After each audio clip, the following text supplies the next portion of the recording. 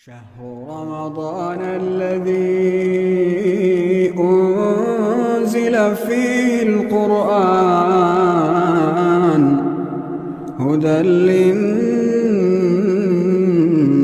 وبينات من الهدى والفرقان. Assalamualaikum warahmatullahi wabarakatuh. Alhamdulillahirrabbilalamin. Alhamdulillahilladzi hadana lihadza wa ma kunna linahtadiya laula an hadanallah. Laqad ja'at rusulu rabbina bil haqq wa nudu an tilkumul jannatu urithumuha bima kuntum ta'malun. Asyhadu an la ilaha illallah wa asyhadu anna Muhammadar Rasulullah sallallahu alaihi wasallam wa ala alihi wa ashabihi amma ba'd. Alhamdulillahirrabbilalamin. Alhamdulillah jazahumullahu khaira. Alhamdulillah jazakumullahu khaira. Semoga Allah memberi manfaat dan barokah. Semoga Allah paring sehat, waras, kuat, panjang umur yang barokah. Semoga Allah paring rizki yang halal, yang melimpah, yang barokah. Semoga Allah paring keluarga yang sakinah, mawaddah, warahmah. Dan semoga Allah paring anak turun yang soleh dan solehah. Semoga Allah paring tetap dalam hidayah sampai husnul khatimah. Amin, amin ya rabbal alamin. Kita lanjutkan surah Hud ayat 29. A'udzu billahi minasy syaithanir rajim. Bismillahirrahmanirrahim. Wa ya qaumi la as'alukum 'alaihi mala in ajriya illa 'ala Allah wa ma ana bitaridil ladzina amanu innahum mulaku rabbihim walakinni arakum qauman tajhalun wa ya qaumi man yansuruni minallahi in taradtuhum afala tadhakkarun ولا أقول لكم عندي خزائن الله ولا أعلم الغيب ولا أقول إني ملك ولا أقول للذين تزدري أعينكم لن يؤتيهم الله خيرا الله أعلم بما في أنفسهم إني إذا لمن الظالمين قالوا يا نوح قد جادلتنا فأكثرت جدالنا فأتنا بما تعدنا إن كنت من الصادقين قال إنما يأتيكم به الله إن شاء وما أنتم بمعجزين ولا ينفعكم نصحي إن أردت أن أنصح لكم إن كان الله يريد أن يغويكم هو ربكم وإليه ترجعون أم يقولون افتراه قل إن افتريته فعلي إجرامي وأنا بريء مما تجرمون وأوحي إلى نوح أنه لن يؤمن من قومك إلا من قد آمن فلا تبتئس بما كانوا يفعلون واصنع الفلك بأعيننا ووحينا ولا تخاطبني في الذين ظلموا إنهم مغرقون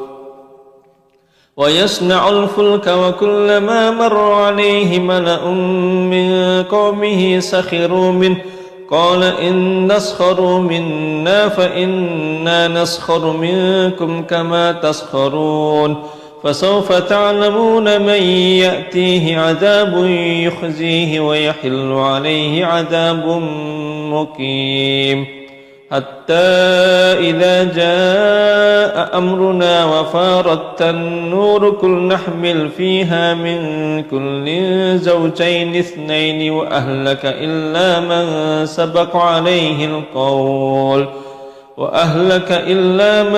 سبق عليه القول ومن آمن وما آمن معه إلا قليل وقال اركبوا فيها بسم الله مجريها ومرساها إن ربي لغفور رحيم وهي تجري بهم في موج كالجبال ونادى نوح ابنه وكان في معزل يا بني اركب معنا ولا تكن مع الكافرين قال سآوي إلى جبل يعصمني من الماء قال لا عاصم اليوم من أمر الله إلا من رحم وحال بينهما الموج فكان من المغرقين وقيل يا أرض ابلعي ماءك ويا سماء أقلعي وغيض الماء وقضي الأمر واستوت على الجود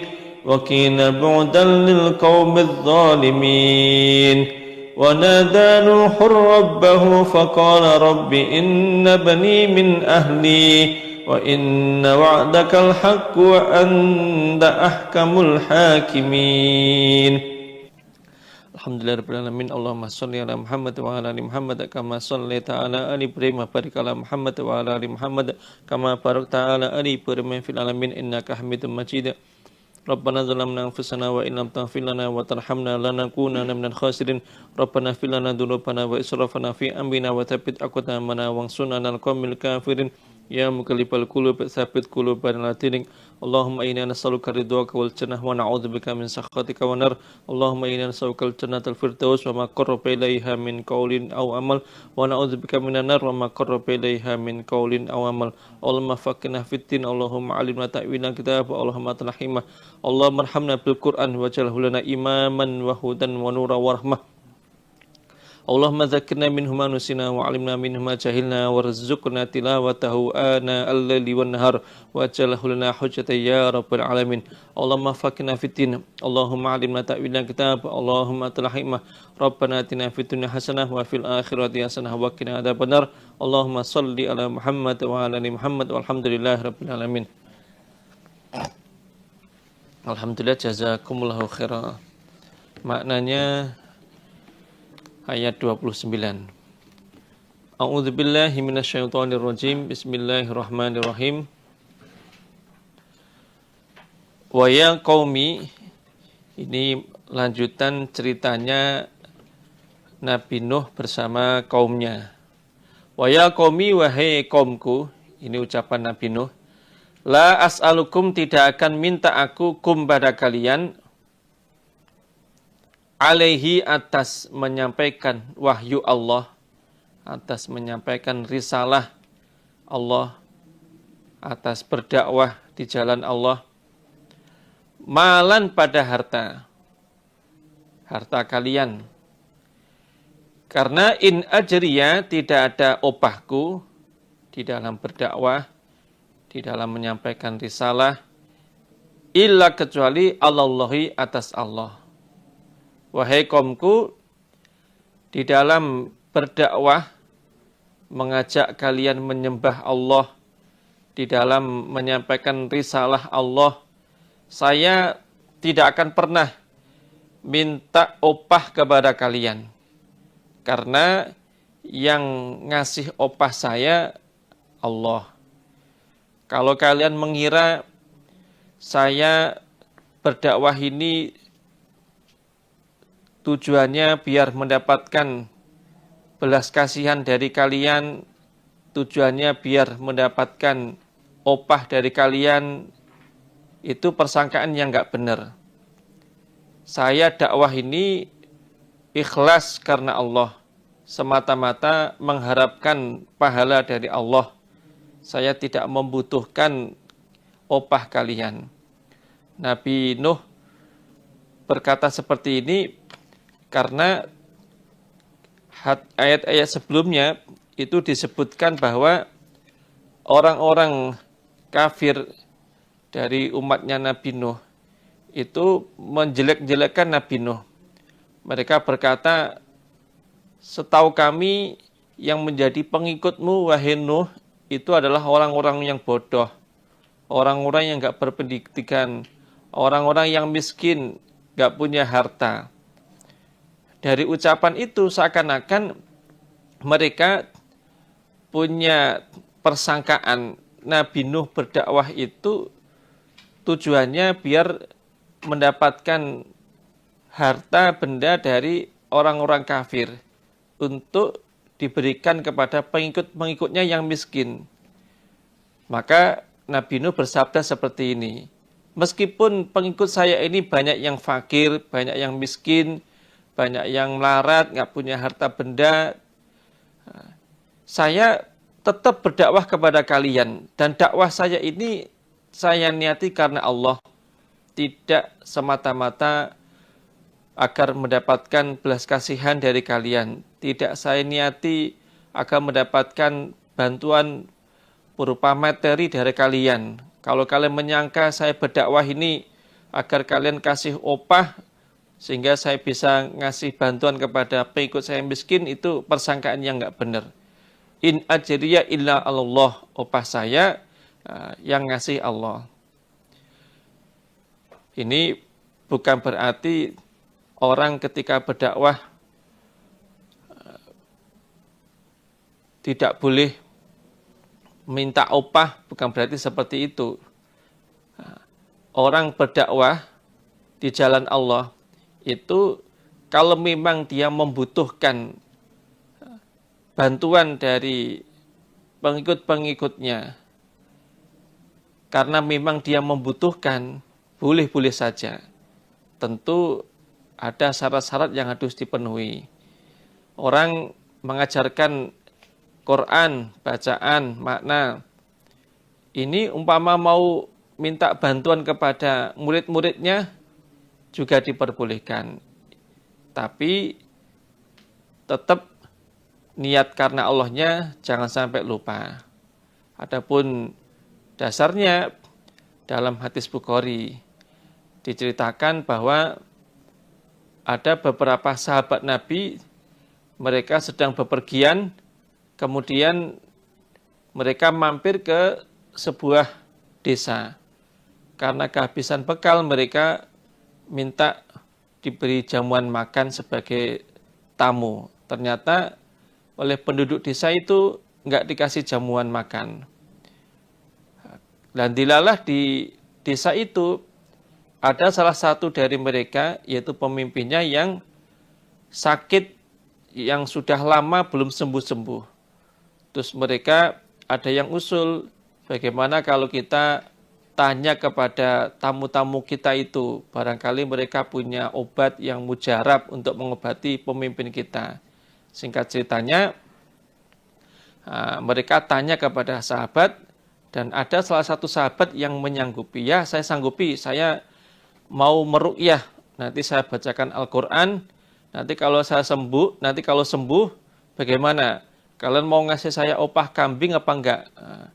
Mereka menyanggupinya, oke, nanti kalau memang pemimpin kami bisa sembuh dengan ruqyah kalian, kalian akan saya kasih upah. Terus singkat ceritanya, sahabat ini membacakan surah Al-Fatihah kepada pemimpin mereka. Sampai akhirnya pemimpinnya bisa sembuh dengan diruqyah, dibacakan surah Al-Fatihah itu. Lalu penduduk desa itu menetapi janjinya, mereka memberi beberapa ekor kambing kepada para sahabat. Tapi waktu itu sahabat takut mau memanfaatkan kambing-kambing itu, mereka takut itu enggak halal. Akhirnya mereka lapor kepada Nabi.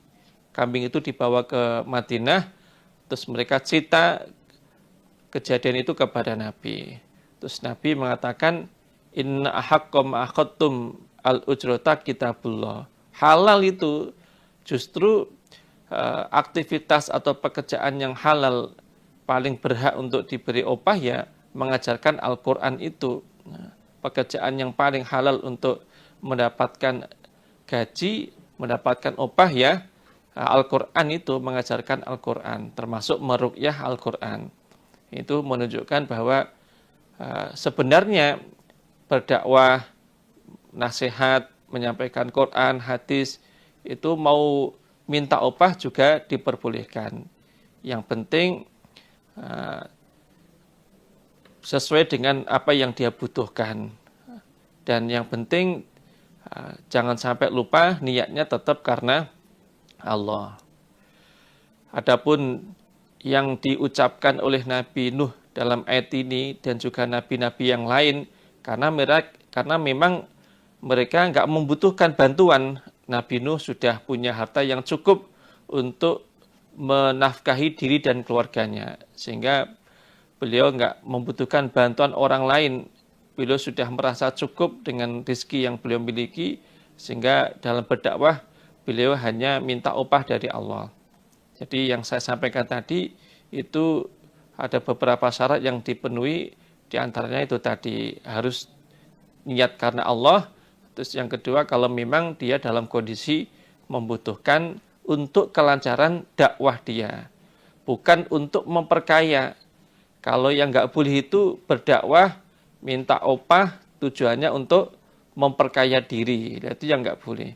Kalau tujuannya untuk kelancaran dalam dakwahnya, itu diperbolehkan. Wama ana, dan tidak ada aku, iku bitoridin, orang yang menolak, orang yang mengusir, alladzina, pada orang-orang amanu yang beriman mereka, bagaimanapun statusnya. Dan saya tidak akan pernah mengusir siapapun yang beriman. Kalau dia mau beriman, mau menjadi pengikutku, saya terima bagaimanapun statusnya. Meskipun mereka itu tergolong orang yang nggak punya, orang yang fakir, orang yang miskin, tetap saya terima. Meskipun mereka itu orang yang bodoh, nggak berpendidikan, kalau mereka mau beriman, saya terima. Saya rambut, saya didik, saya bimbing, sampai menjadi orang yang faham agama, sampai bisa husnul khotimah tetap dalam keimanan. Ini Nabi Nuh juga bersabda seperti ini, kaitannya dengan penghinaannya orang-orang kafir dari kalangan kaumnya Nabi Nuh tadi. Mereka menghina Nabi Nuh dengan mengatakan bahwa pengikut Nabi Nuh itu orangnya fakir-fakir, orangnya miskin, orangnya bodoh. Dari ucapan itu mereka sebenarnya juga ada harapan. Mereka itu pengennya Nabi Nuh meninggalkan pengikutnya yang miskin-miskin. Bahkan dari mereka pun ada yang terus terang. Mereka mengatakan, kami mau jadi pengikutmu wahai Nuh, tapi tolong pengikutmu yang miskin, yang bodoh, yang nggak punya apa-apa itu kamu usir. Saya malu duduk bersama mereka. Saya malu bergaul dengan mereka. Terus Nabi Nuh berkata seperti ini, nggak bisa. Saya nggak akan pernah mengusir mereka.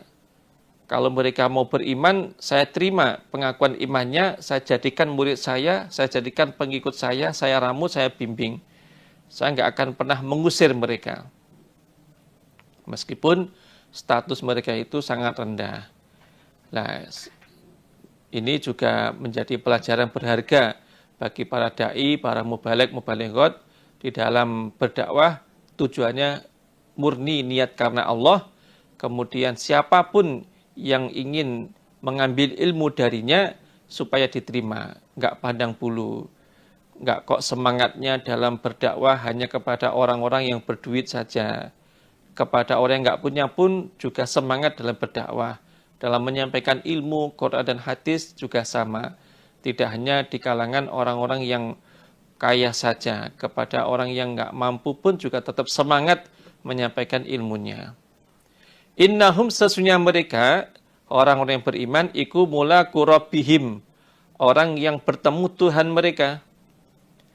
Walakinni, dan akan tetapi aku, iku arakum, melihat aku, kum pada kalian, kaum tajahaluna, yang bodoh kalian. Bahkan menurut saya, yang pinter, yang cerdas itu ya orang-orang iman yang mau mengikuti saya. Justru yang bodoh menurut saya ya kalian itu. Jadi menurut saya yang pinter, yang cerdas itu ya orang-orang iman yang mau menjadi pengikut saya. Karena mereka adalah orang-orang yang yakin bahwa mereka akan bertemu kepada Allah. Sehingga mereka mau beriman. Orientasi hidupnya itu ibadah, bukan mencari dunia. Mereka nggak peduli meskipun kehidupannya serba kekurangan, mereka nggak peduli, yang penting bisa ibadah. Karena mereka menyadari bahwa hidup di dunia hanya sementara waktu. Karena keyakinan itu, mereka tidak begitu peduli dengan urusan dunia. Mereka menghabiskan waktunya untuk beribadah kepada Allah. Karena mereka yakin mereka akan ketemu sama Allah. Justru mereka lah yang pinter. Kalau kalian mengatakan mereka orang yang bodoh, keliru. Justru mereka yang pinter. Walakinni arakum qauman tajahalu, justru yang bodoh ya kalian itu. Karena kalian nggak percaya, tidak menyadari bahwa dunia ini bersifat sementara. Kalian nggak percaya bahwa kalian akan bertemu Allah. Ini Nabi Nuh berkata seperti ini karena ayat sebelumnya juga dijelaskan bahwa kaumnya Nabi Nuh yang kafir itu menuduh pengikutnya Nabi Nuh itu orang-orang yang bodoh. Maka dibalas oleh Nabi Nuh dengan kata-kata seperti ini. Justru yang bodoh kalian, yang nggak mau beriman. Orang-orang yang beriman yang jadi pengikut saya justru mereka lah yang pinter. Bukan orang yang bodoh, yang pinter yang mereka itu. Karena apa? Karena mereka yakin bahwa mereka akan bertemu dengan Allah. Sehingga umurnya dihabiskan untuk beribadah kepada Allah. Mereka juga mencari dunia tapi sama dia, gak ngoyo-ngoyo. Sehingga punya banyak waktu untuk beribadah kepada Allah. Justru mereka lah yang pinter. Karena mereka menyadari hidup dunia sementara, mereka setelah mati akan bertemu Allah, akhirnya mereka berlomba-lomba dalam melaksanakan ibadah sebagai persiapan mereka bertemu kepada Allah. Justru mereka yang pinter.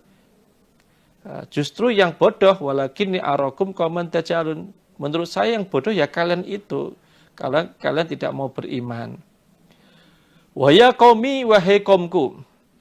Makanya ada istilah ati rabbaka tusamma akilan wala ta'sihi tusamma jahilan. Taatlah kepada Tuhanmu maka kamu tergolong orang yang pinter. Jangan menentang Tuhanmu. Kalau kamu menentang Tuhanmu berbuat maksiat berarti kamu orang yang bodoh. Karena jadi orang yang pintar, yang hakiki ya seperti itu. Orang yang bisa taat menjalani aturan agama. Orang iman yang taat menjalani aturan agama, taat menjauhi perbuatan-perbuatan maksiat. Itu orang yang pintar, orang yang cerdas, yang hakiki seperti itu. Orang iman yang waktunya banyak dihabiskan untuk beribadah kepada Allah.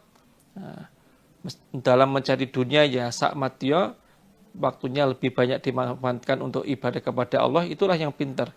Sedangkan orang-orang yang tersibukkan dengan urusan dunia, apalagi gak mau beriman, apalagi banyak pelanggarannya, itu justru yang bodoh. Wa ya qaumi wahai qaumku man, siapakah yang suruni, yang menolong siapa orang ni padaku, minallahi dari Allah.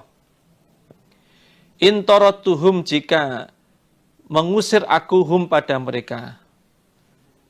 Afala tadzakkarun, adakah maka tidak mengambil peringatan kalian pada nasihat saya, maksudnya.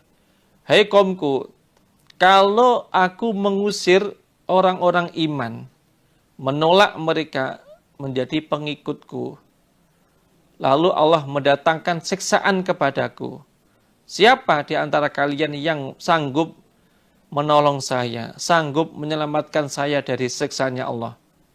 Nggak ada kan? Maka meskipun mereka miskin, meskipun mereka nggak punya apa-apa, meskipun mereka menurut kalian orang-orang yang bodoh, tetap saya terima. Sebagai murid saya ramut, saya nggak akan mengusir mereka. Karena kalau mereka saya usir, saya tolak, tidak saya ramut, saya yang dosa. Kalau saya dosa, Allah mendatangkan siksaan. Kalau Allah mendatangkan siksaan, siapa yang bisa menyelamatkan saya dari siksaannya Allah? Apakah kamu nggak berpikir seperti itu? Ini perjuangannya Nabi Nuh mempertahankan orang-orang iman agar tetap bisa berada dalam ramutannya. Wala akulu, dan Nabi Nuh nggak gengsi. Nabi Nuh nggak gengsi meskipun pengikutnya orang-orang yang nggak punya.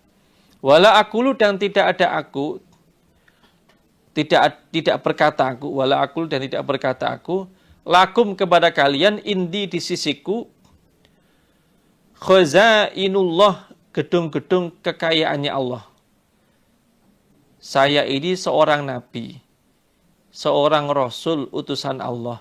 Saya nggak pernah mengaku kepada kalian bahwa saya punya harta benda yang melimpah.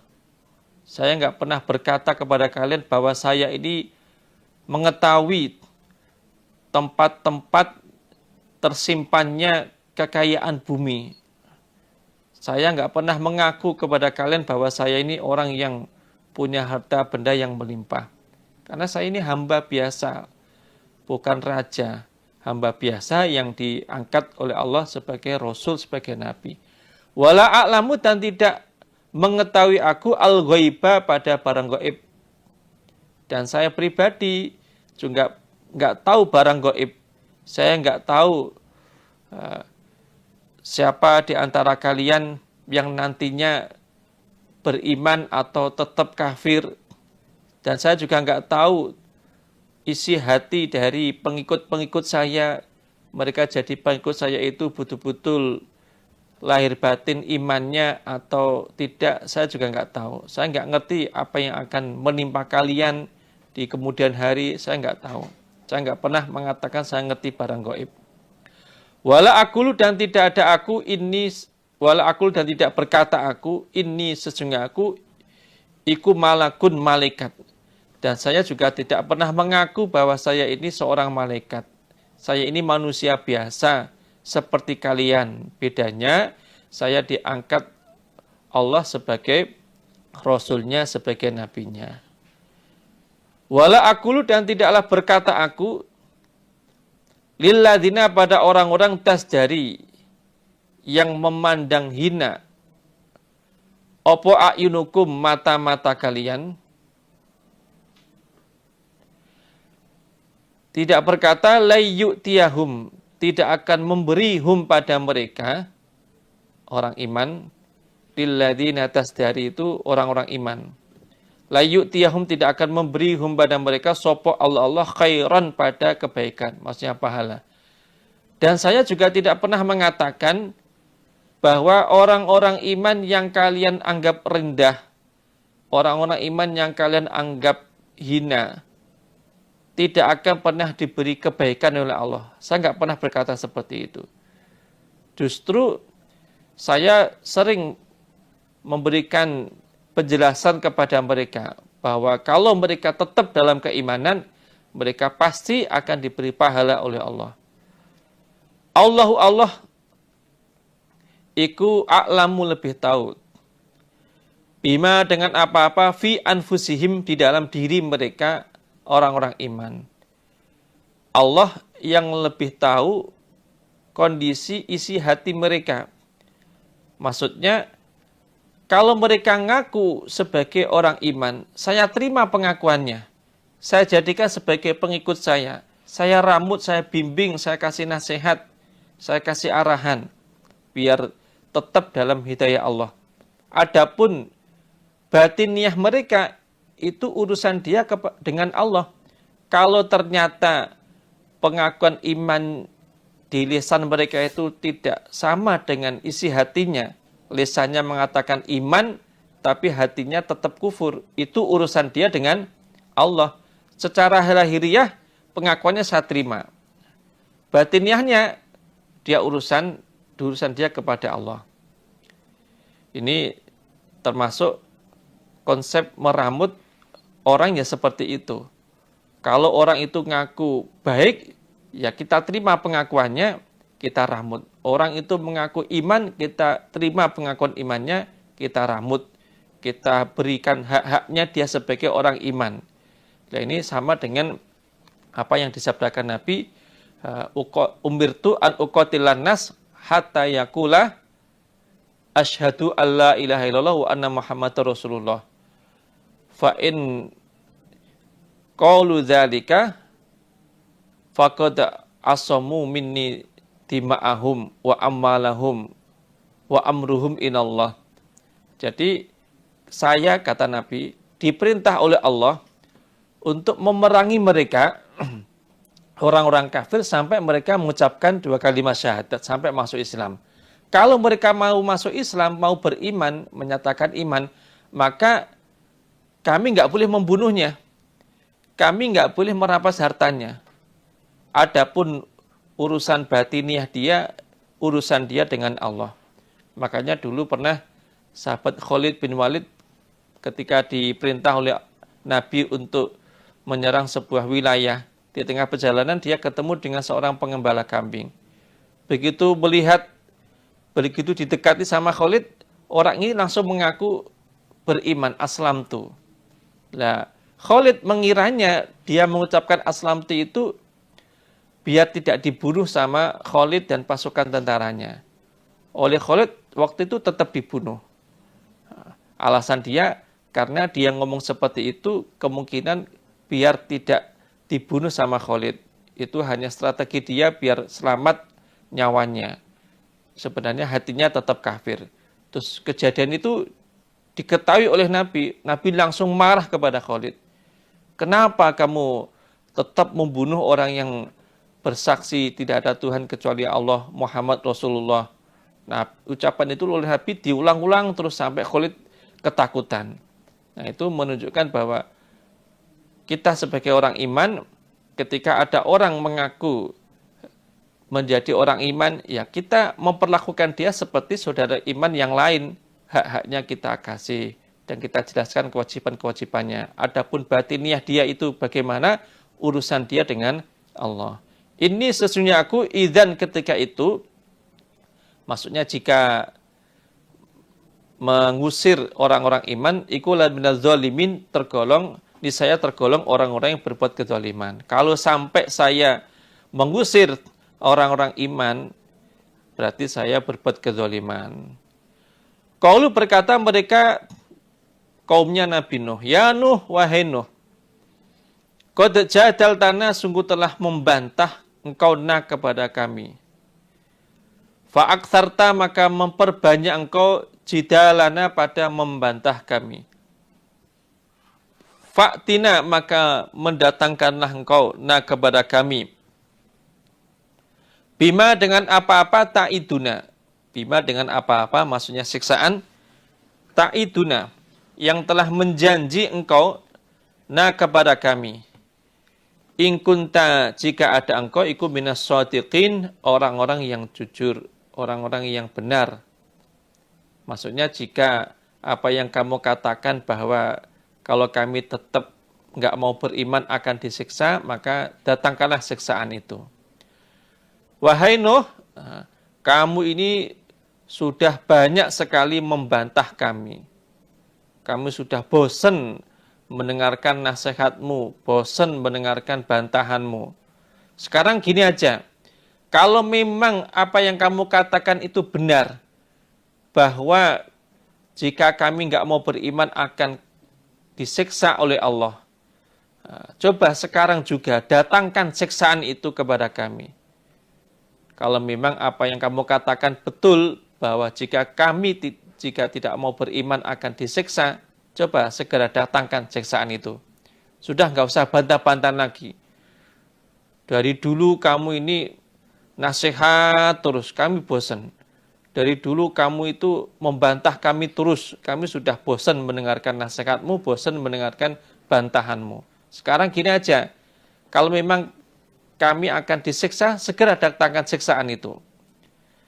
Qala, berkata sapa Nabi Nuh, innama ya'tikum, sesungguhnya datang pada kalian, bihi, dengan membawa siksa, sopo Allah, insya'a, jika menghendaki sapa Allah. Maksudnya, yang bisa mendatangkan siksa untuk kalian itu Allah. Itu pun jika Allah menghendaki. Saya nggak bisa mendatangkan siksaan untuk kalian, saya nggak bisa. Karena tugas saya hanya menyampaikan risalah Allah. Tugas saya hanya mengajak kalian untuk beriman. Kalau kalian minta disiksa, saya nggak mampu untuk mendatangkan siksaan.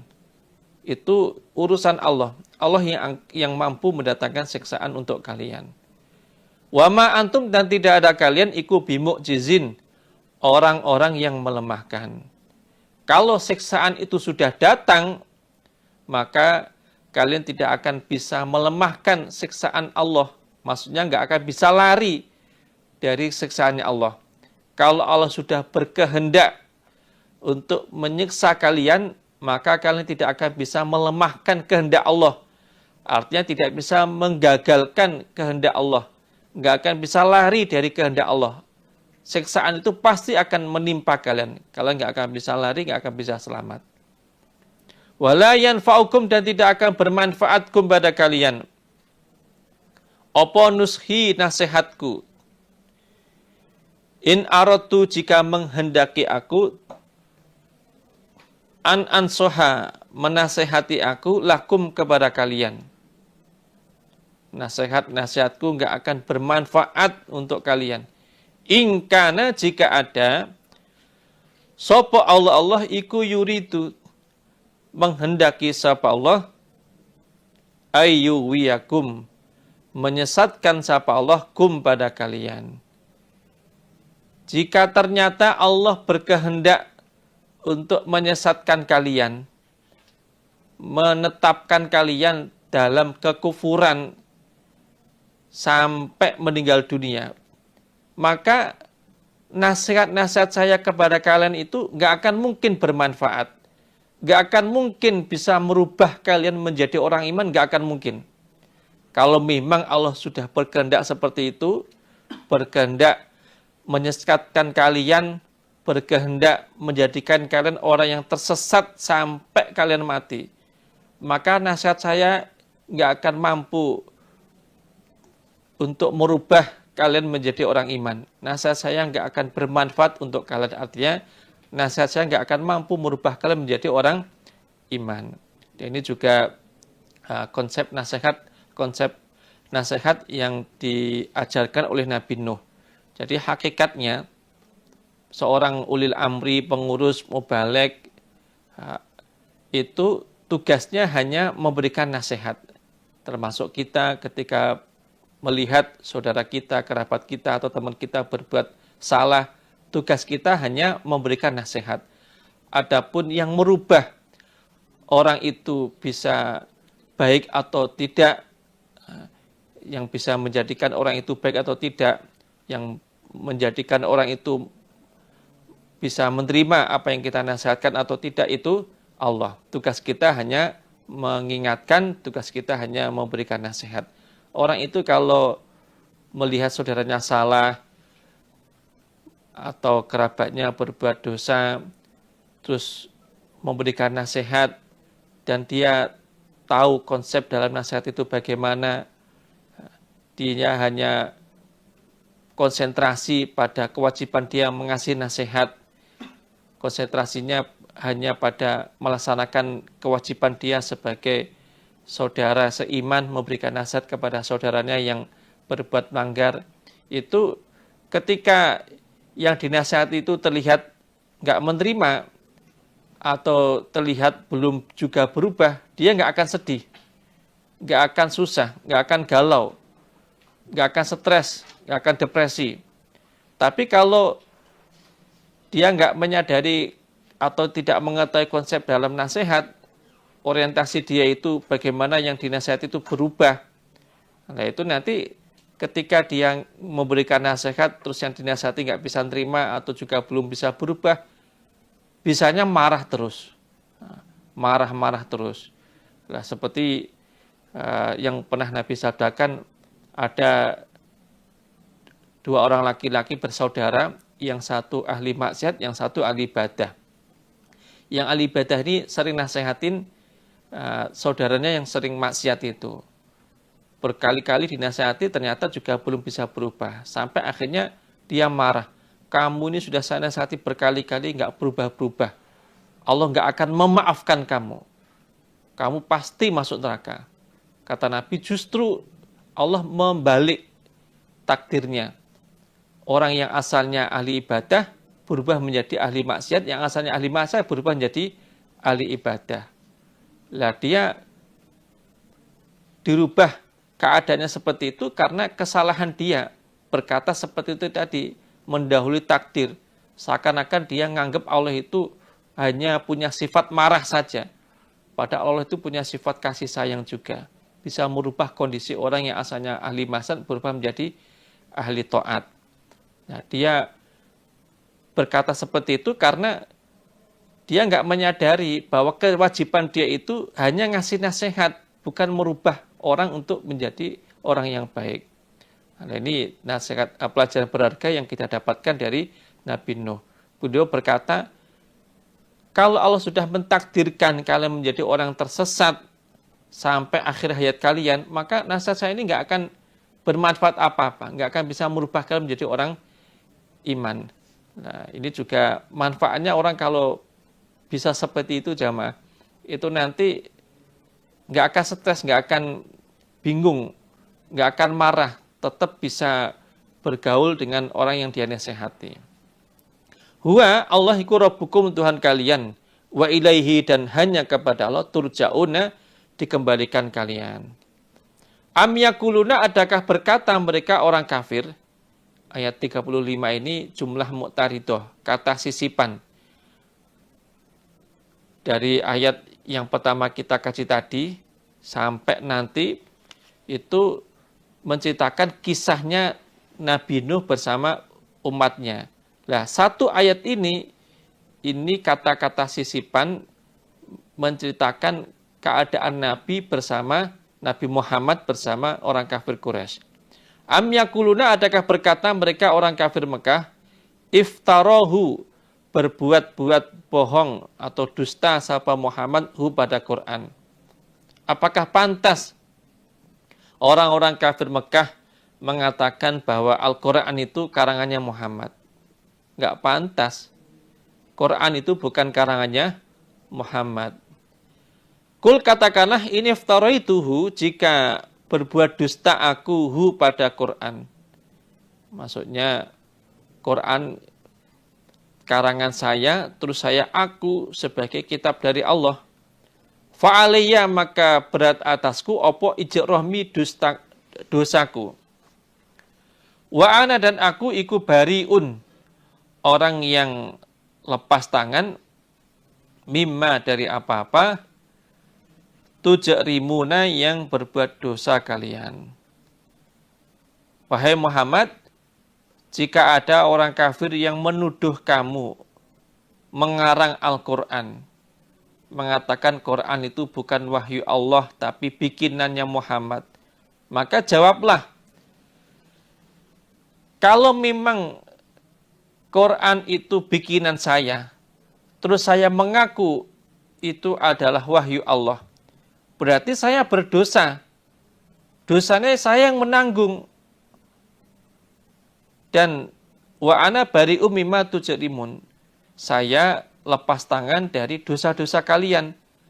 Artinya kalau memang ternyata Quran ini adalah wahyu Allah, terus kalian yang menuduh saya yang mengarang Al-Quran, berarti kalian yang dosa.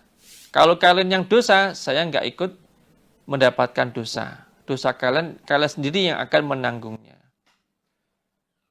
Alhamdulillah, jazakumullahu khairan.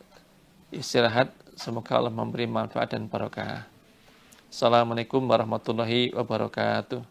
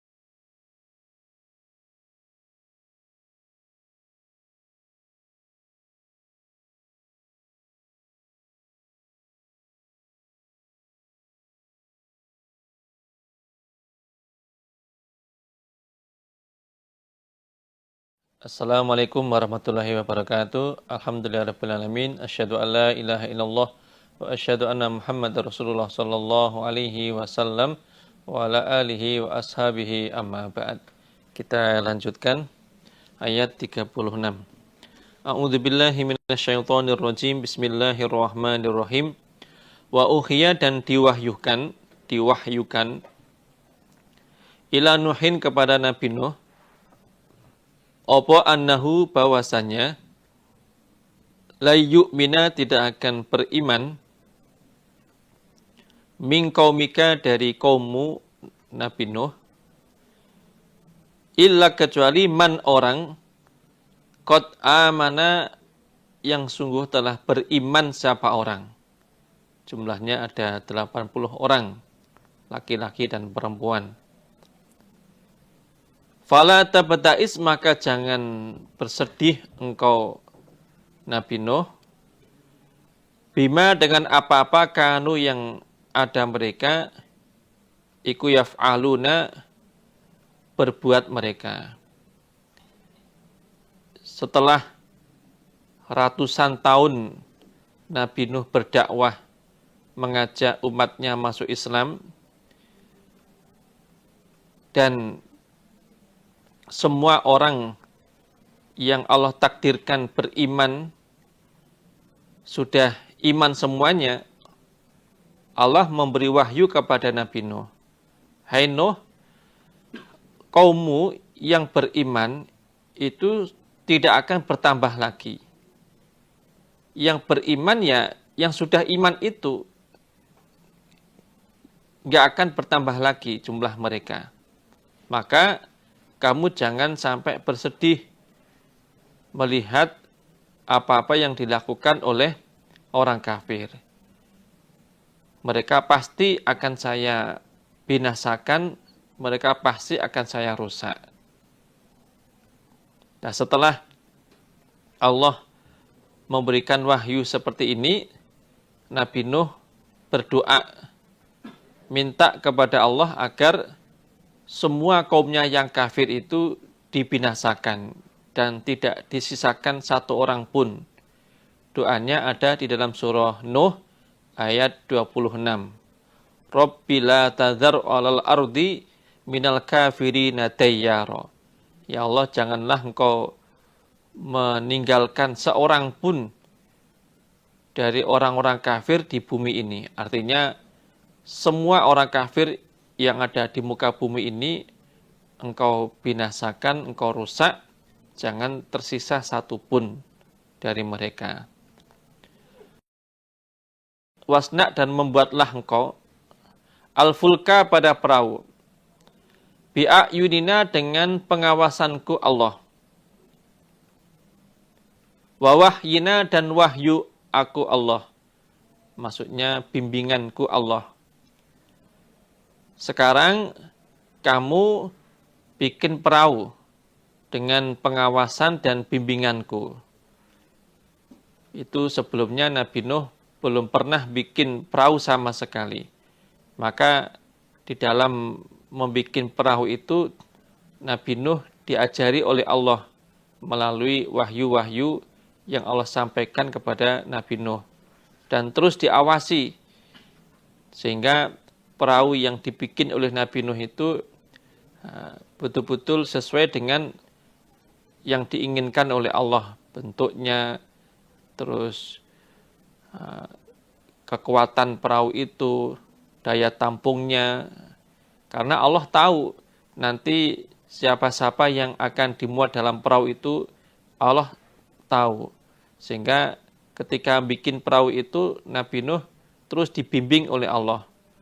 Mulai dari mencari kayu yang dibikin itu kayu dari apa, dari pohon apa, kemudian cara motongnya, terus berapa lantai perahu itu semuanya dibimbing oleh Allah.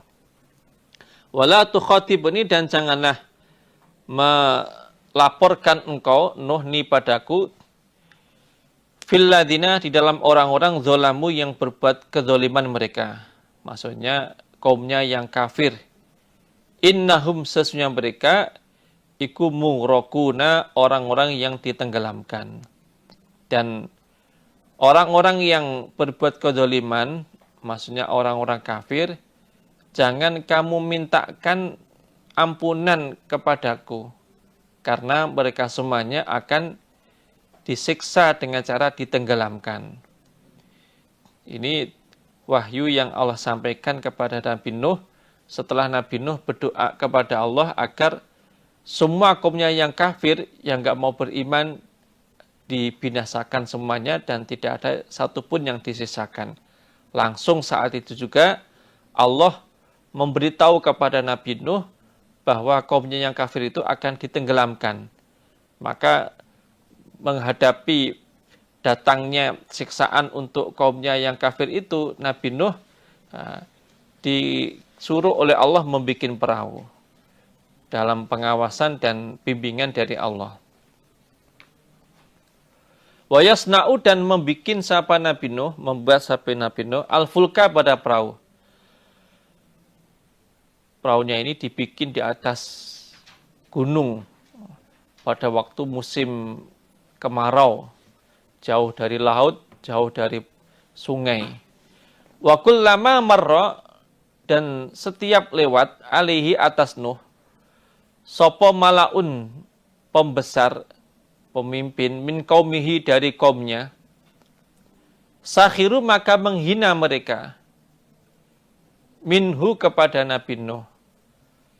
Setelah mendapatkan wahyu untuk membuat perahu, Nabi Nuh langsung membuat perahu.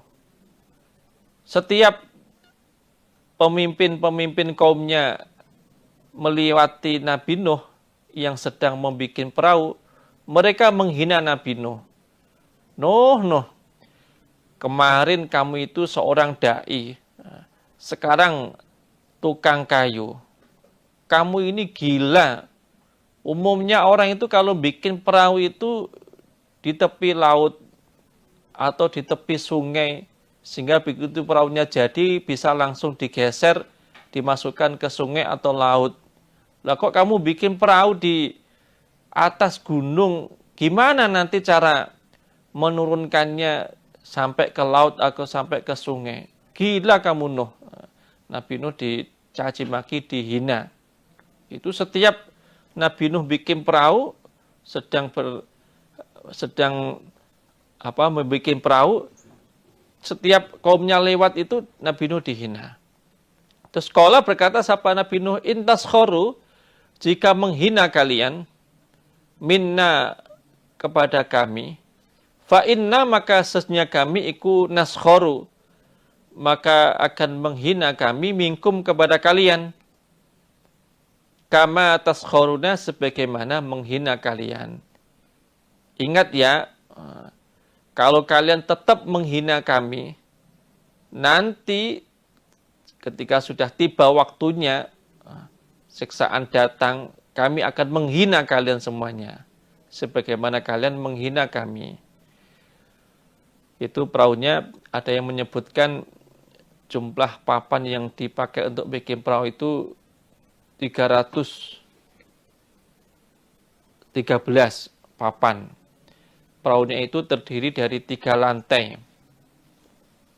Lantai pertama untuk hewan-hewan buas, lantai 2 untuk Nabi Nuh dan orang-orang iman, lantai 3 itu untuk burung. Lebarnya 50 zira', 50 hasta, kemudian panjangnya 300 zira', 300 hasta, tingginya 30 zira'. Ini riwayatnya banyak. Adapun yang benar yang mana, itu sebenarnya bukan bagian yang penting. Yang terpenting yang perlu kita pahami bahwa Nabi Nuh yang jelas membuat perahu. Adapun modelnya bagaimana, itu nggak penting. Karena memang riwayatnya itu macam-macam. Fasaufa ta'lamuna, maka akan tahu kalian, man, pada orang, ya'tihi, yang datang, hi, pada orang, opo azabun, siksaan. siksaan dunia maksudnya nih, berupa tenggelam dalam air bah. Yukhzihi yang menghinakan apa siksaan hi padanya. Wa yahillu dan akan datang alaihi atasnya apa azabun siksaan muqimun yang tetap, yaitu siksaan di neraka. Dan kalian akan tahu siapa di antara kita yang akan mendapatkan siksaan dunia dan siksaan akhirat. Siapa di antara kita yang akan mendapatkan siksaan dunia yang menghinakan dan mendapatkan siksaan akhirat yang bersifat tetap, yang akan terus dialami, tidak akan pernah dikurangi, tidak akan pernah dihentikan siksaannya, terus diberikan kepada orang itu. Hatta sehingga idza jaa, ketika telah datang opo amruna, perkaraku Allah, maksudnya di sini siksaan Allah berupa banjir, wafaro dan telah memancarkan air, opo at-tanuru, dapur, pawon, tempat untuk memasak, yang biasanya itu tempat untuk memasak, tempat untuk membakar kayu bakar, untuk memasak. Nah, saat itu nggak ada apinya, justru dari tempat itu memancarkan air, yang sampai akhirnya membuat semua bumi ini tenggelam. Kulna, berkata kami Allah, ihmil, memuatlah engkau Nuh, fiha, di dalam perahu, min kullin, dari setiap jenis, maksudnya dari setiap jenis hewan, zaujaini, dua macam, itsnaini, yang dua, maksudnya jantan dan betina, satu pasang jantan dan betina. Ketika siksaan Allah sudah datang, yaitu dapur sudah memancarkan air, Allah berfirman kepada Nabi Nuh, hai Nuh, sekarang juga kamu masukkan ke dalam perahu itu sepasang-sepasang dari setiap jenis hewan.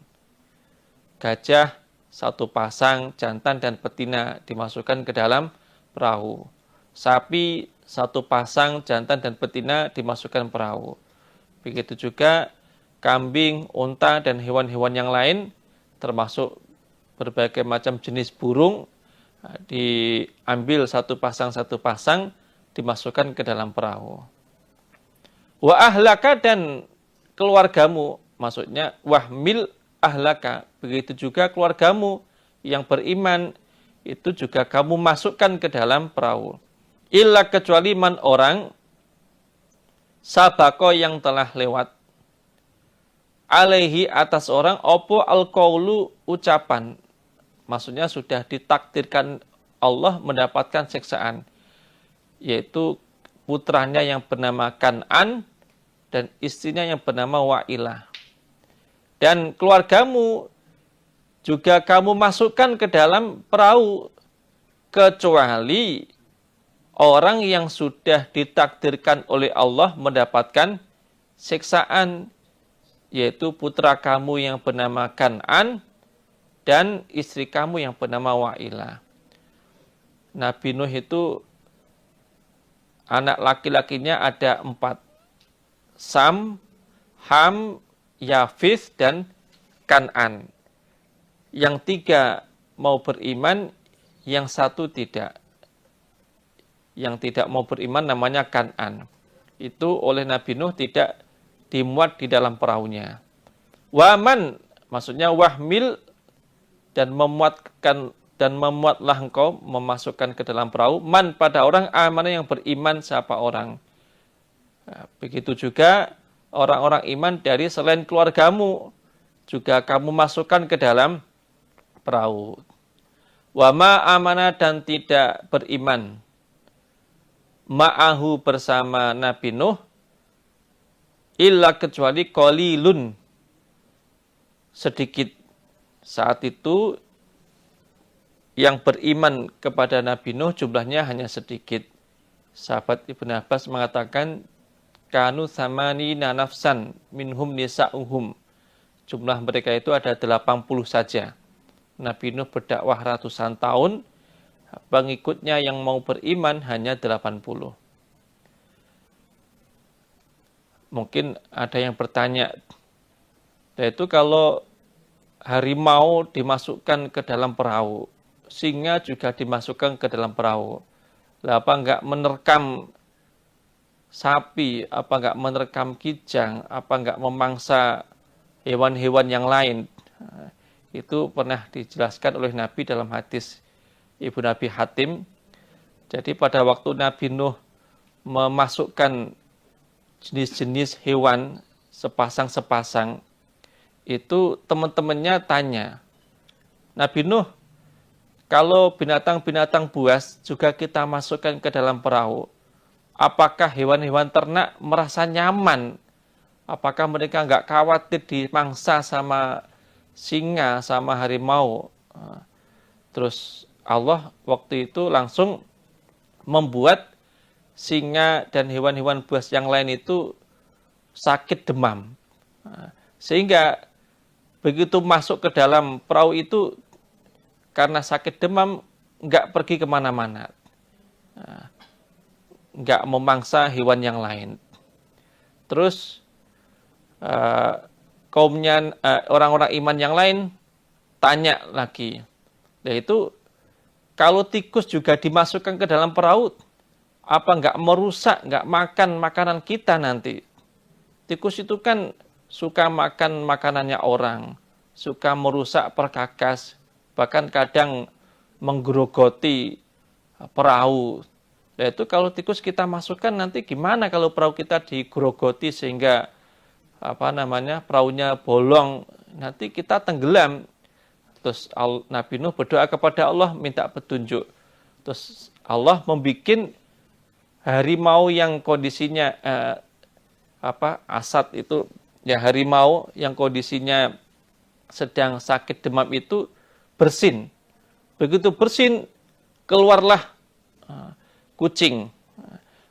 Karena ada kucing di situ, akhirnya tikusnya nggak berani keluar. Tikusnya sembunyi. Itu ada di dalam hadis Ibu Nabi Hatim. Waqala dan berkata berfirman siapa Allah, irkabu, naiklah kalian, fiha, di dalam perahu, bismillah, dengan menyebut nama Allah, majriha, berlayarnya perahu, wa mursaha, dan berlabuhnya perahu, berhentinya perahu. Lalu Allah perintah kepada Nabi Nuh dan orang-orang iman untuk segera naik perahu itu dengan membaca doa Bismillahirrahmanirrahim wa mursaha. Dengan menyebut nama Allah, kami naik perahu, perahunya berlayar dan akan berlabuh di tempat yang Allah tentukan nanti. Inna Rabbi, sesungguhnya Tuhanku, iku laghafurun, niscaya maha pengampun, rahimun, lagi maha penyayang. Ini termasuk doa ketika naik perahu. Dalam hadis Rawahu Tabrani disebutkan, amanu ummati minal ghoroki idza raqibu fis safinah fis sufuni ayyakulu bismillahil malik wa ma qadarullah haqqa qadari wal ardu jami'an qabdatuhu yaumal qiyamah was samawati matawiyatun biyamini subhanahu wa ta'ala amma yusyrikun bismillahirrahmanirrahim wa mursaha inna rabbi laghafurur rahim. Kata Nabi, doa yang disunahkan untuk dibaca ketika naik perahu agar selamat dari tenggelam, biar tidak tenggelam adalah membaca Bismillahil Malik wa ma qadarullah haqqa qadarih, membaca surah Az-Zumar ayat 67. Lalu membaca ayat ini. Bismillahi majriha wa mursaha inna rabbi laghafurur rahim. Jadi doanya itu Bismillahil Malik, terus membaca surah Az-Zumar ayat 67, lalu membaca ayat ini. Bismillahi majriha wa mursaha inna rabbi laghafurur rahim. Nah, umpama mau membaca doa-doa yang lain juga dipersilahkan. Enggak harus seperti ini. Hiya perahu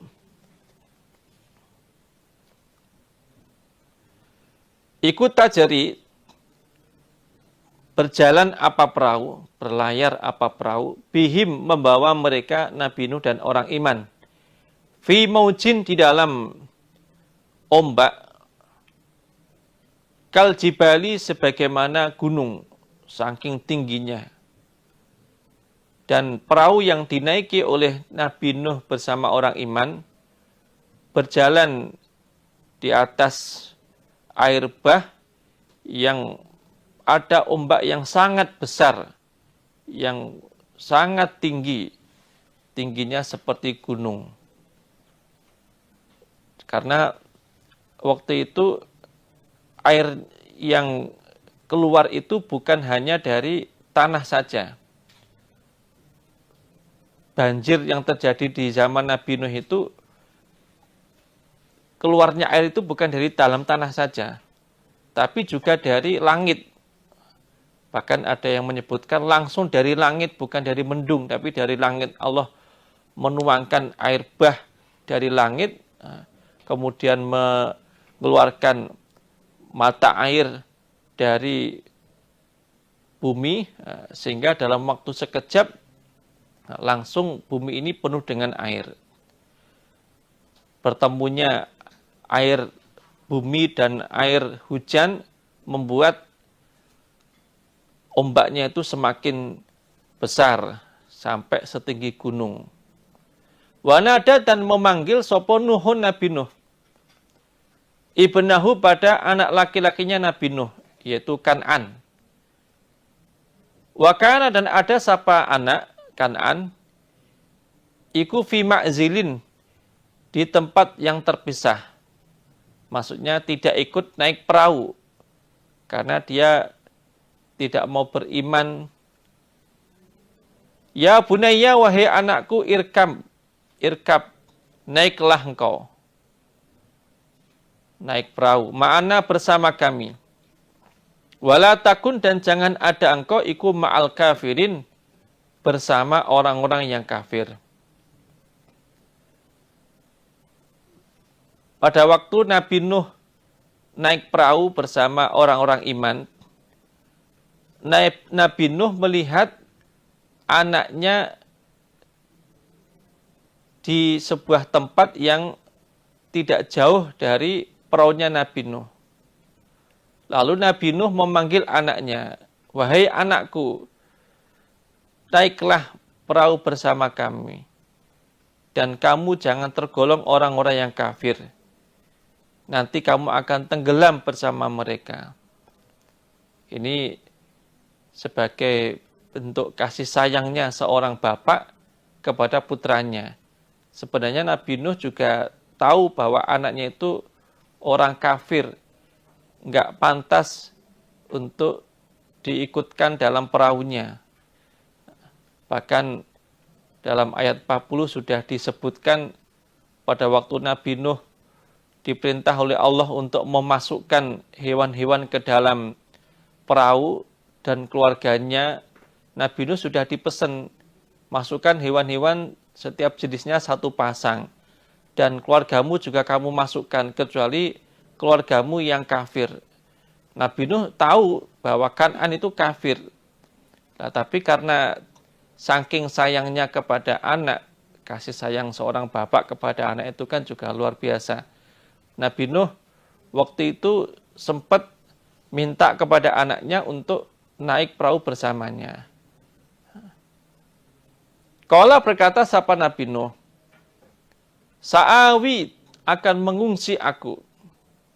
Maksudnya naik aku ila jabalin pada gunung. Yaksimuni yang akan melindungi atau menjaga apa gunung ni padaku minal ma'i dari air banjir. Kata anaknya, tidak Bapak. Saya tidak akan naik perahu bersama Bapak. Saya akan naik gunung. Dengan naik gunung saya bisa selamat dari banjir ini. Saya yakin airnya tidak akan setinggi gunung. Saya milih naik gunung saja daripada naik perahu bersama Bapak. Nah, ini karena memang di qadar mati kafir ya sampai masih bisa beralasan seperti ini. Qala berkata sapa Nabi Nuh, la asima, tidak ada yang menjaga. Al yauma, pada hari ini, man min amrillah, dari perkaranya Allah. Maksudnya dari siksaannya Allah. Illa, kecuali man orang rahimah yang menyayangi sapa Allah. Kemudian Nabi Nuh mengingatkan anaknya lagi. Hei anakku, hari ini tidak ada seorang pun yang bisa selamat dari siksaannya Allah kecuali orang yang Allah sayangi. Artinya, meskipun kamu naik gunung, kamu tetap akan tenggelam dalam banjir. Kamu nggak akan selamat. Yang bisa selamat hanya orang yang Allah sayangi, yaitu orang yang naik perahu bersama kami. Maka naiklah perahu bersama kami. Tapi waktu itu anaknya tetap nggak mau naik perahu. Wahala, dan menghalangi bainahuma, di antara keduanya, opo al-mauju, ombak. Fakana, maka ada sapa anak iku minal mughrokin, tergolong orang-orang yang ditenggelamkan. Tergolong orang-orang yang ditenggelamkan. Tiba-tiba ada ombak yang sangat besar menghalangi Nabi Nuh dengan anaknya, sehingga anaknya ikut tenggelam. Dalam Ibnu Katsir disebutkan perahunya Nabi Nuh itu berlayar selama 150 hari. Dan perahunya itu sempat berputar-putar mengelilingi Ka'bah selama 40 hari. Tapi waktu itu Ka'bah sudah tenggelam juga. Bahkan tertimbun lumpur, sudah nggak kelihatan. Ada lagi yang menyebutkan perahu itu berlayar selama 6 bulan. Mulai tanggal 10 Rejab sampai 10 Muharram. Jadi saat itu semua makhluk hidup, baik manusia maupun binatang darat, itu selain yang naik perahu, itu semuanya ikut tenggelam dalam air bah. Nggak ada satupun yang selamat. Semua manusia selain yang naik perahu dan selain hewan yang naik perahu bersama Nabi Nuh, semuanya meninggal dunia, semuanya mati dalam air bah. Termasuk disebutkan ada seorang perempuan yang pada waktu airnya mulai naik, dia menggendong anaknya yang masih bayi, dibawa ke puncak gunung, dan airnya waktu itu terus naik sampai di puncak gunung. Begitu airnya sudah melebihi puncak gunung, terus mulai membasahi kakinya, anaknya digendong. Ketika airnya itu sampai di pinggulnya, anaknya diangkat sampai di pundaknya. Begitu airnya sampai di pundaknya, anaknya diangkat di atas kepalanya. Begitu airnya nyampe di kepalanya, anaknya diangkat lagi lebih tinggi lagi. Sampai akhirnya dia sama anaknya ikut tenggelam. Adapun bagaimana bayi itu nantinya di akhirat, itu urusan Allah. Apakah bayi itu juga nantinya masuk neraka atau masuk surga, itu urusan Allah. Itu masalah barang gaib. Dalam riwayat hadis Nabi itu ada perbedaan. Nabi pernah di lain kesempatan ditanya tentang anaknya orang kafir yang mati sebelum balik. Nabi mengatakan dia bersama bapaknya yang kafir. Di lain kesempatan menunjukkan bahwa dia masuk surga karena anak kecil belum balik, belum punya kewajiban beribadah, sehingga matinya itu mati dalam keadaan fitrah. Adapun yang benar yang bagaimana, itu barang gaib, kita nggak bisa memastikan. Yang jelas semua orang dan semua hewan yang selain naik perahu itu semuanya tenggelam, termasuk putranya Nabi Nuh dan istrinya Nabi Nuh. Putranya bernama Kan'an, istrinya bernama Wa'ilah. Ini menunjukkan bahwa hubungan kekerabatan itu ketika siksaan sudah datang dan nanti di akhirat itu tidak ada manfaatnya. Orang bisa selamat dari siksaan Allah baik di dunia maupun di akhirat nanti. Yang menyelamatkannya imannya itu. Kalau dia iman, selamat dari siksaan Allah baik di dunia maupun di akhirat. Kalau tidak iman, nggak akan bisa selamat. Meskipun punya orang tua seorang nabi, meskipun punya kerabat orang iman, kalau dirinya nggak beriman, siksaan datang, tetap mendapatkan siksaan. Nggak akan bisa lari dari siksaan Allah.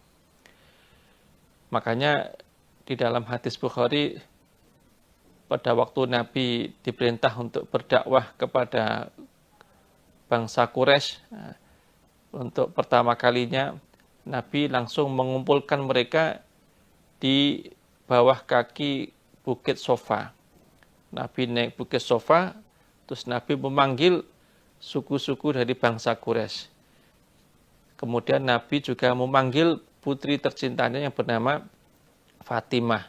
Nabi mengatakan, ya Fatimah binta Muhammad, wahai Fatimah putri saya sendiri, selamatkan diri kalian dari siksaannya Allah.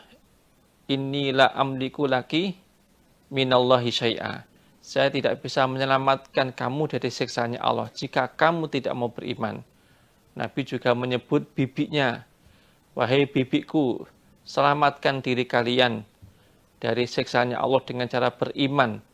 Kalau tidak, meskipun kamu bibi saya seorang nabi, saya nggak bisa menyelamatkan kamu. Itu menunjukkan bahwa hubungan kekerabatan ketika siksaan datang, baik siksaan dunia maupun di akhirat, tidak akan bermanfaat. Dan ayat ini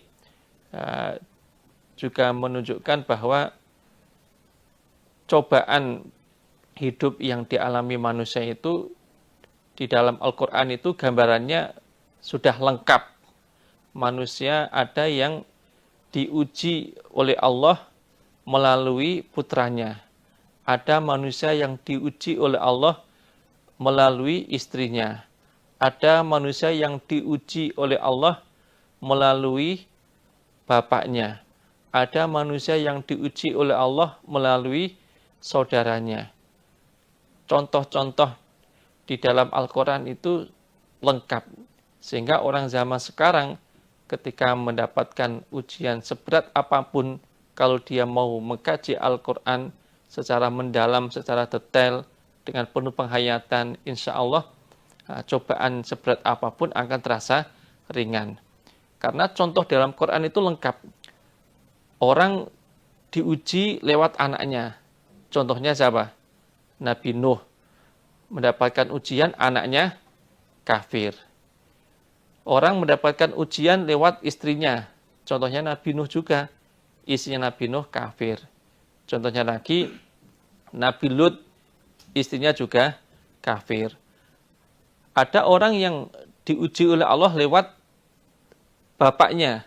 Contohnya Nabi Ibrahim, bapaknya penyembah berhala, bahkan yang bikin patungnya orang-orang kafir.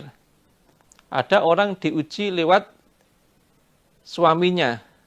Contohnya istrinya Fir'aun, Asiyah, wanita cantik, wanita solehah, wanita yang beriman, diuji oleh Allah punya suami yang jelek karakternya.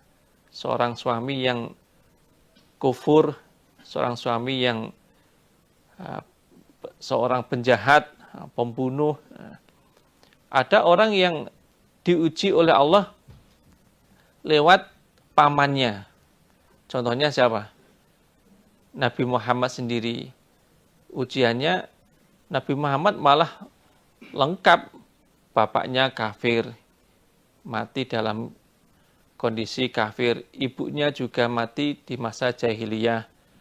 Kemudian pamannya juga banyak yang mati dalam kondisi masih menjadi orang jahiliyah. Kemudian beliau juga diuji melalui anak-anaknya, tapi bukan ujian keimanan. Anaknya banyak yang mati ketika anaknya masih di bawah usia 5 tahun. Bahkan anaknya yang sudah dewasa, yang sempat punya anak juga, mati ketika Nabi masih hidup. Satu-satunya anak Nabi yang hidup sampai Nabi wafat itu hanya Fatimah saja. Begitu Nabi wafat, 6 bulan kemudian Fatimah mati. Sedangkan anak Nabi yang lain, baik laki-laki maupun perempuan, yang laki-laki ada namanya Ibrahim, Qasim, itu mati ketika Nabi masih hidup dan masih kecil semuanya.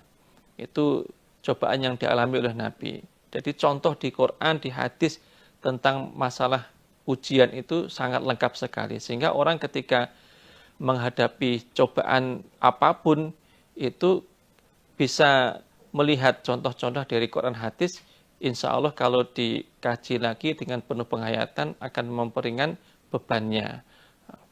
Umpama ada orang diuji oleh Allah punya anak yang nakal, punya anak yang sulit untuk diatur. Mungkin untuk meringankan beban pikirannya, diingat kisahnya Nabi Nuh. Nabi Nuh saja seorang nabi punya anak kafir. Dan beliau nggak putus asa di dalam berdakwah, mengingatkan anaknya sampai di detik-detik terakhir.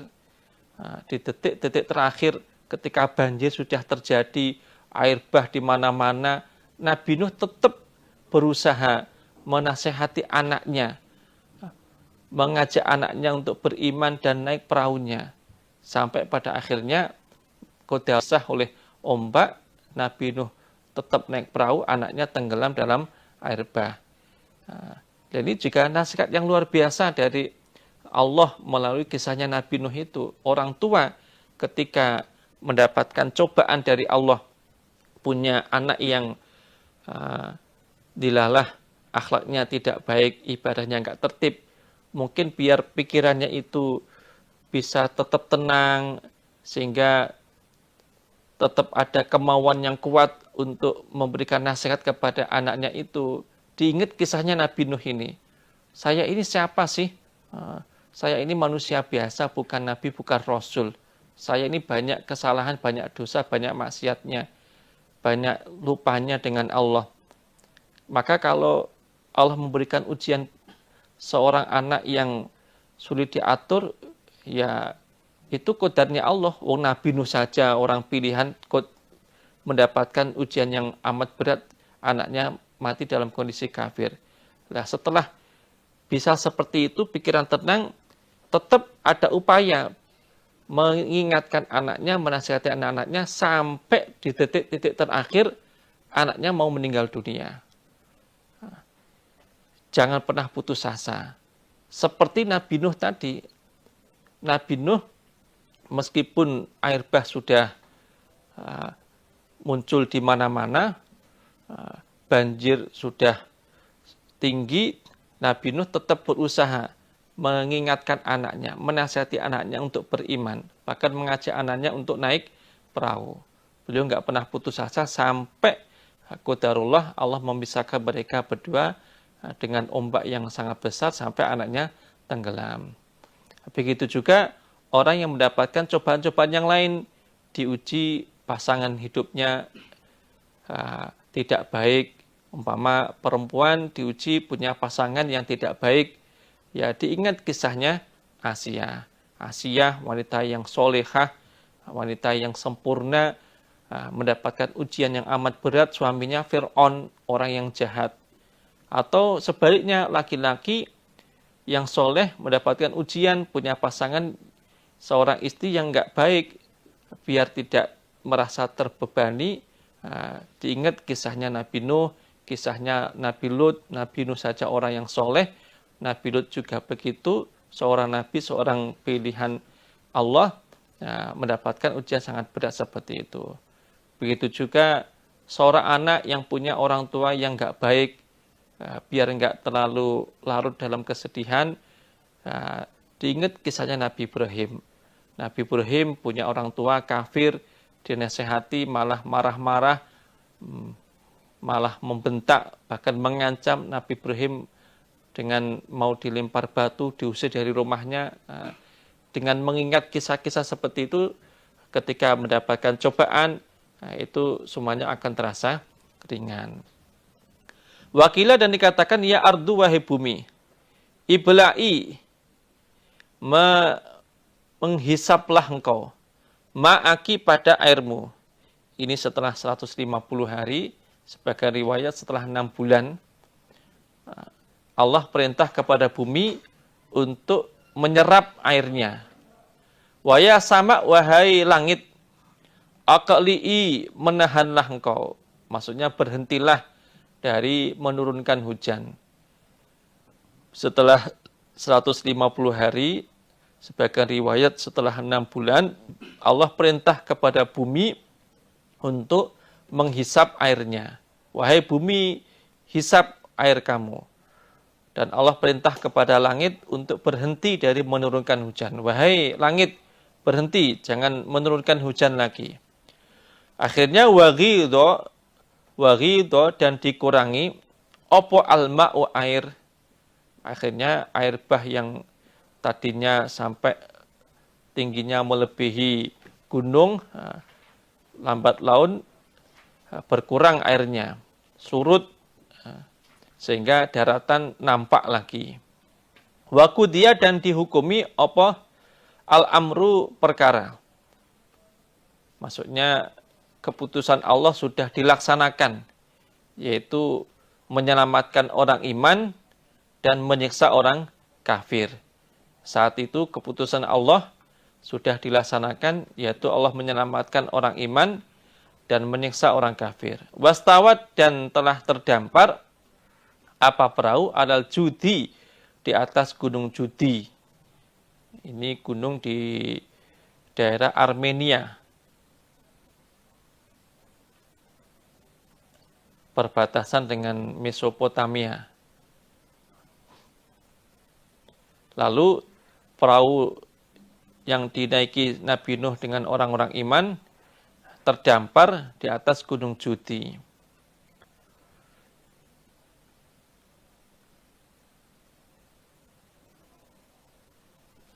Pada waktu perahu itu terdampar, itu Nabi Nuh tidak langsung turun dari perahu itu. Karena Nabi Nuh saat itu belum tahu secara pasti apakah airnya betul-betul sudah surut sehingga nyaman untuk ditempati buminya itu atau belum. Jadi begitu terdampar masih selama 1 bulan baru turun dari perahu itu. Waktu itu Nabi Nuh untuk memastikan kondisi bumi sudah kering sehingga nyaman untuk ditinggali atau belum, beliau menyuruh burung gagak untuk mengecek kondisi bumi, melihat kondisi bumi. Nah, ternyata burung gagak ditunggu-tunggu nggak datang-datang. Ternyata dia menemukan bangkai-bangkai hewan yang mati karena tenggelam itu. Begitu melihat bangkai, burung gagaknya itu langsung makan bangkai itu. Terus akhirnya Nabi Nuh menyuruh burung merpati untuk ngecek. Nggak lama kemudian burung merpati itu kembali kepada Nabi Nuh dengan membawa daun-daun dan buah tin.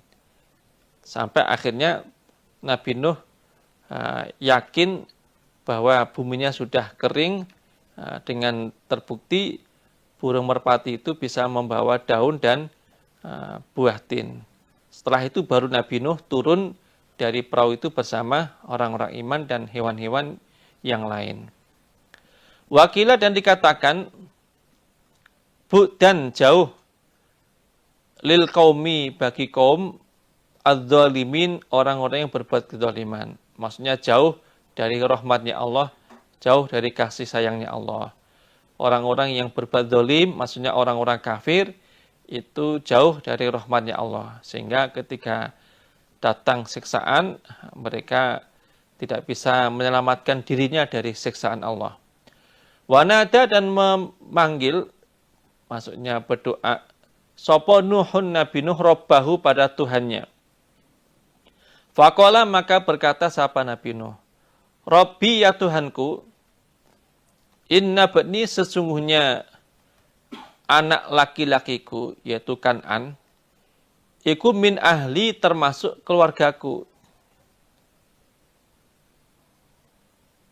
Wa inna wa'daka dan sesungguhnya janjimu,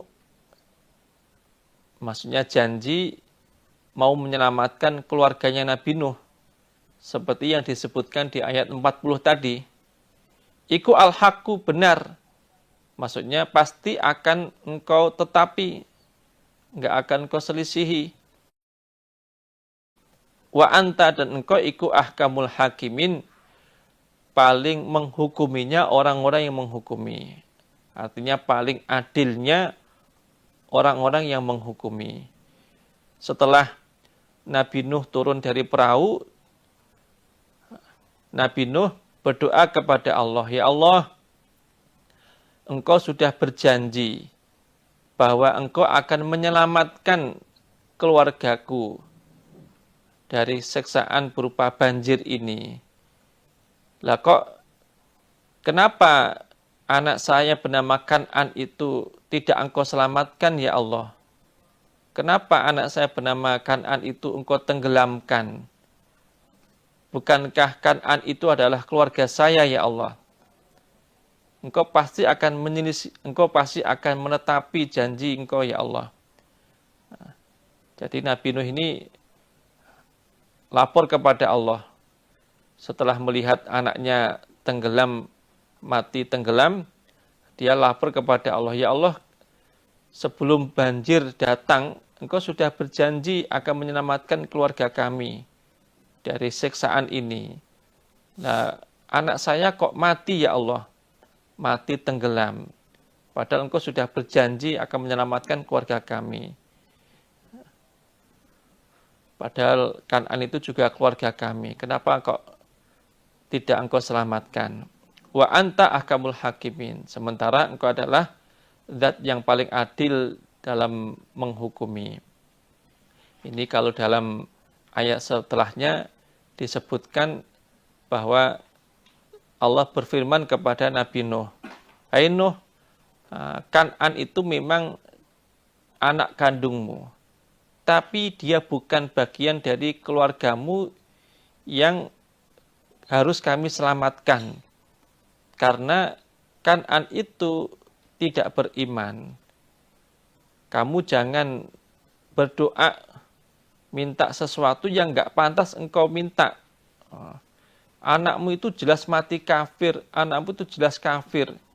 Maka enggak pantas engkau berdoa agar dia diselamatkan.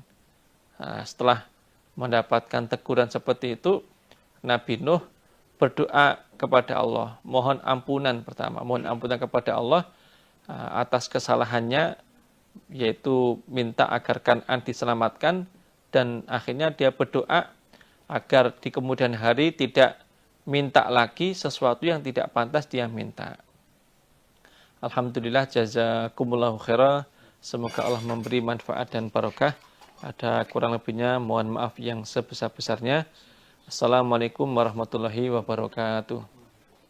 Syahrul Ramadan alladzi unzila fil Qur'an hudan lin-nasi wa bayyinatin minal huda